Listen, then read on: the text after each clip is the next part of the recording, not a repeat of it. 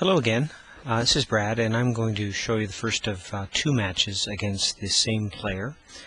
This was a tournament from letsplaychess.com, also known as chessworld.net. Also, don't forget to visit my personal blog at chessgames.livejournal.com. So let's have a look at this match. It was checkmate after 30, and I think I mentioned I'm playing black here. So let's have a look.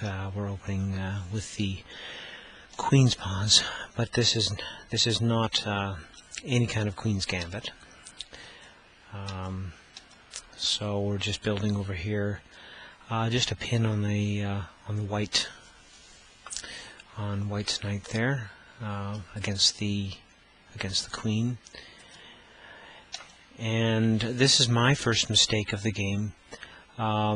As you see, I am defending this knight with the pawn. So this is going to cost me a piece. Be aware of this is a simple beginner's error, and I'm very prone to these. I make them quite often.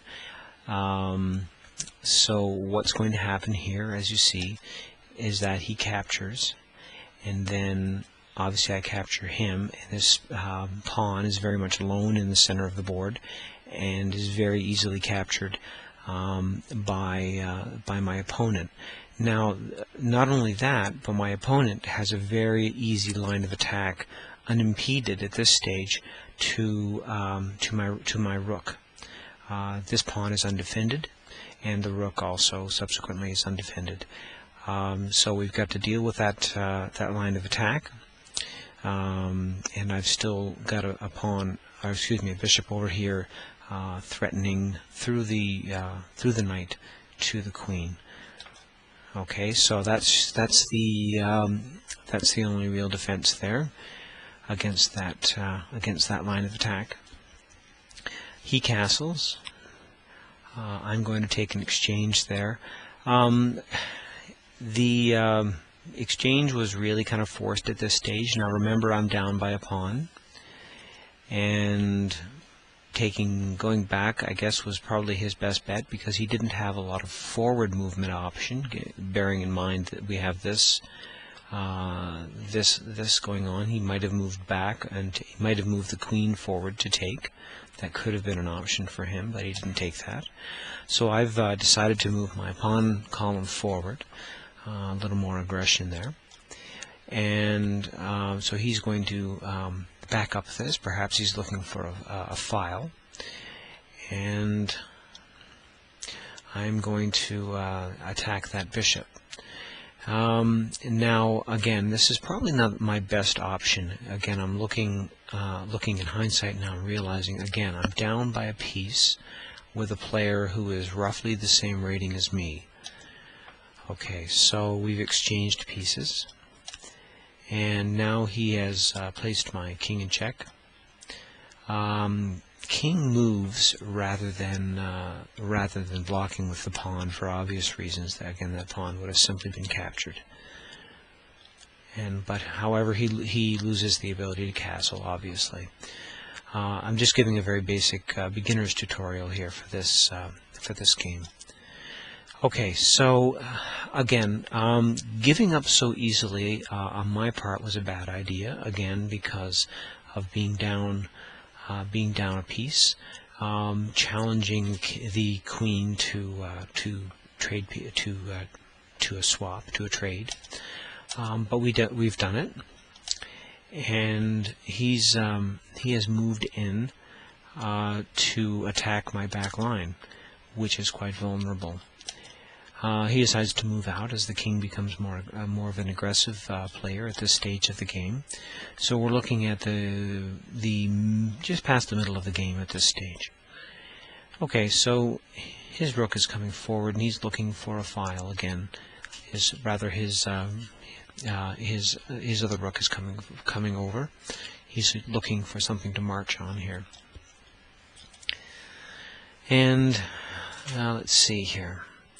So he's decided to advance pawns on this side. I'm going to show you in a minute why this is a mistake on his part as he comes forward.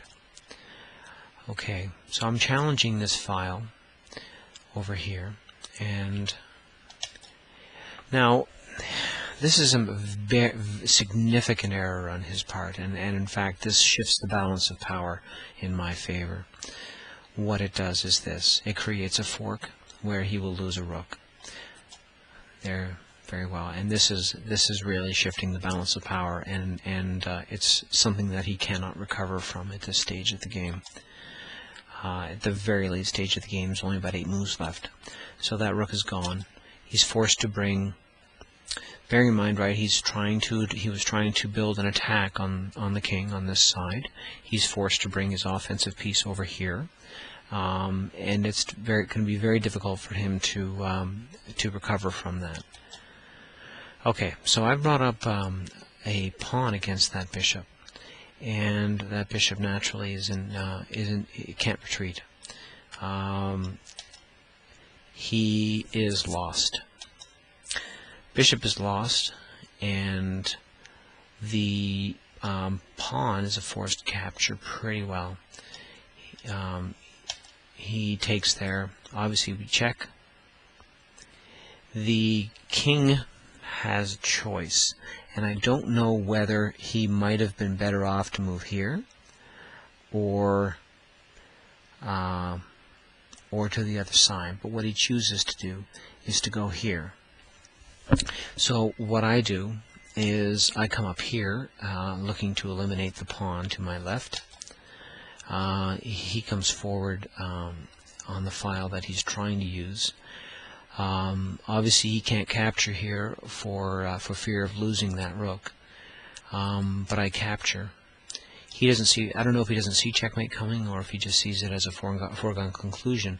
But in any event, he is, I think, trying to challenge my supremacy on this on these files over here. I just bring my other rook over, and obviously he has a forced move.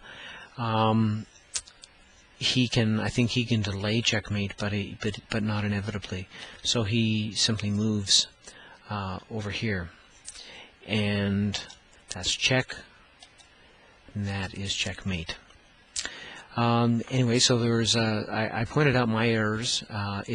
Certainly there were a number of them that were, I think, rudimentary errors that I probably shouldn't be making at my level at about 1300. But there are certainly ways to learn from them. My opponent, as I mentioned, made errors that on this side that cost him one of his rooks. He was, however, up one until late in the game, up 1 point until late in the game. But it cost him the rook cost him his momentum on this side of the board, and then of course he got himself wedged in with that bishop. Anyway, I hope you've enjoyed having a look at this game. I'm going to post shortly the second game that I played against this player in the same tournament. It ended very in a more, I think it was a more interesting game than this one. I think you'll agree when you see it. Anyway, thank you so much, and I'll talk with you soon.